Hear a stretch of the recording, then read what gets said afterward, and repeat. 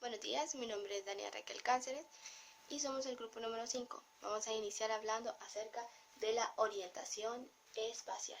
Para eso definamos entonces qué es espacio. El espacio es algo relativo entre la persona, el objeto, el entorno y todo lo que lo rodea. Esto puede variar acerca de la cultura, como por ejemplo podemos observar en los nómadas. Los nómadas no tienen espacio propio porque se están trasladando de un lugar a otro, a diferencia de las sociedades occidentales, que sí lo tienen, que lo marcan un poco más, como por ejemplo con frases como este es mi sitio o fuera de mi sitio. Dentro de estas tenemos las distancias espaciales. Las distancias espaciales conllevan a las zonas de cada uno de nosotros, que tenemos zonas íntimas, zonas personales y zonas públicas. El personal de enfermería tiene que tener mucho cuidado porque va a traspasar estas zonas. Vamos a involucrarnos y a observar cada una de ellas con el paciente. Es por eso que necesitamos recibir un permiso, como por ejemplo, cuando vamos a auscultar a un paciente y necesitamos colocar un estetoscopio en el área donde se encuentran los pulmones, tenemos que pedirle al paciente permiso y explicarle cuál es el procedimiento que nosotros vamos a realizar para que él no se asuste o considere que nosotros estamos traspasando una zona muy personal o muy íntima de él. Por ende, esperamos recibir un permiso. Ese permiso que puede ser indicado con un gesto, ¿verdad? O con un entiende perfectamente lo que vamos a realizar. Hay que contar y explicar cada uno de los procedimientos que hacemos. También necesitamos personalizar el espacio del paciente. O tal vez el paciente se siente mejor cuando quiere sentirse que él está tomando el mando del entorno en el que está. Esto se refiere a las personas que están hospitalizadas o ya llevan una larga temporada en ellas, ¿verdad? Donde quieren quizás colocar alguna fotografía familiar o tener algo que esté cerca de su cama para que pueda sentirse un poco más cerca de su casa o de su familia. Entonces tenemos beneficios acerca de esto, que son bastantes, porque él ayuda a subir la autoestima, podemos tener un paciente más colaborador y siempre y cuando no haya ninguna contraindicación médica o el paciente sea consciente que está en un establecimiento de salud y que puede dañarse o puede perderse su objeto o de repente él sienta que es la responsabilidad, no habrá ningún problema que el paciente pueda tenerlo. Entonces, básicamente, este es como un pequeño esquema que realicé para poder explicar un poquito acerca de la orientación espacial. Gracias. Buen día, mi nombre es Brandon Fabricio Guevara.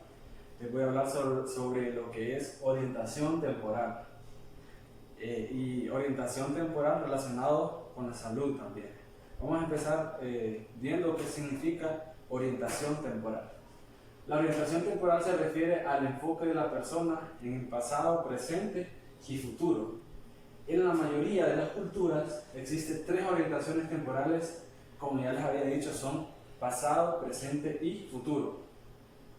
Pero es más probable que sea una la que domine. Por ejemplo, en el enfoque estadounidense y europeo, el futuro es el más importante de todos. ¿Por qué? Porque ellos insisten en lo que son en el tiempo y calendarios, planificar. Los europeos y americanos suelen planificar la semana siguiente, por ejemplo, ya sea de sus vacaciones y su jubilación. Otras culturas pueden tener otro concepto del tiempo. Por ejemplo, los indios navajos están orientados al presente y al pasado y carecen de una palabra para decir después. Por ejemplo, este sería un error en salud, porque en salud se debe de priorizar las tres cosas, por ejemplo, lo que es pasado, presente y futuro. Pero la cultura de los cuidados de salud y de enfermería valora la puntualidad y está orientada también al futuro. Por ejemplo, las citas y los tratamientos se prescriben siguiendo parámetros temporales. Por ejemplo, un ejemplo así, cambiar el vendaje una vez al día, que ya es algo prescrito que se debe seguir en el futuro y debe tener una fecha de límite. Orientación temporal en salud es un tema muy importante, ya que la salud depende de la orientación temporal. Por ejemplo, si tenemos una enfermedad y nos damos cuenta, tenemos que planificar lo que vamos a hacer tanto en el presente como en el futuro, porque esa enfermedad nos afectó en el pasado. Entonces, ¿qué haremos? Vamos a planificar. Un ejemplo así, la hipertensión. Si padecemos de la hipertensión y nos damos cuenta que tenemos la enfermedad en sí, ¿qué vamos a hacer? Vamos a tomar medidas tanto en el presente y en el futuro para tratar de que la enfermedad no siga avanzando.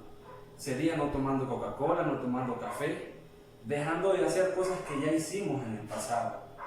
Hola, mi nombre es María Fernanda y yo voy a continuar con el tema de orientación temporal y les voy a dar algunos ejemplos.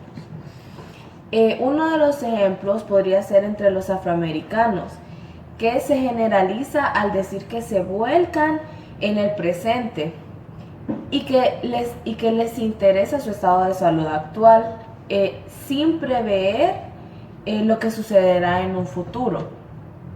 El estado socioeconómico puede influir también en la orientación temporal.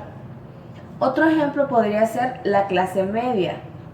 La clase media suele pensar en un futuro. Sin embargo, las clases socioeconómicas bajas orientan su vida general, su vida diaria en el presente, ya que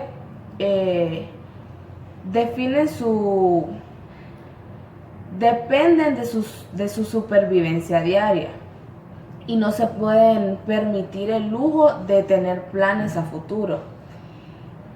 Otro ejemplo podría ser la cultura de los cuidados de salud y enfermería, ya que se valora mucho la puntualidad y está orientada al futuro.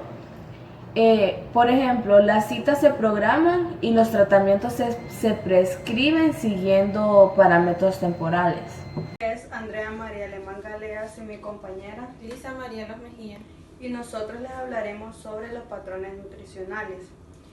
En la mayoría de las culturas tienen alimentos básicos accesibles o abundantes en su entorno. Por ejemplo, en la cultura asiática se dedican al cultivo del arroz. Por ende, el arroz es un alimento básico de su cultura. En cambio, en otros países como los europeos es muy abundante el trigo y la pasta. También es una práctica tradicional o de cultura el cómo se preparan o se sirven los alimentos. Por ejemplo, en los Estados Unidos, el Día de Acción de Gracias se prepara el pavo relleno. Se rellena con maíz, mientras que en otros países se rellena con pan sazonado. En la India prefieren hacer el arroz a vapor, mientras que en otras culturas se hace el arroz hervido. Los alimentos se consideran también como remedios para tratar algunas enfermedades, como por ejemplo algunos alimentos que se clasifican como calientes se utilizan para tratar algunas enfermedades frías. Entre estas está el maíz, que es considerado un alimento caliente y se utiliza para tratar la artritis. Las prácticas religiosas asociadas a algunas culturas específicas también influyen en la dieta. Algunos católicos no comen carne en ciertos días, como en el miércoles de ceniza y el viernes santo. En algunas confesiones protestantes también prohíben la carne, el té, el café o el alcohol. Tanto en el judaísmo ortodoxo como en el Islam también prohíben la carne de cerdo. Tanto como en el budaísmo y en el hindú son vegetarianos. Por lo tanto, el profesional de enfermería debe ser sensible ante estas prácticas dietéticas y también debe respetarlas.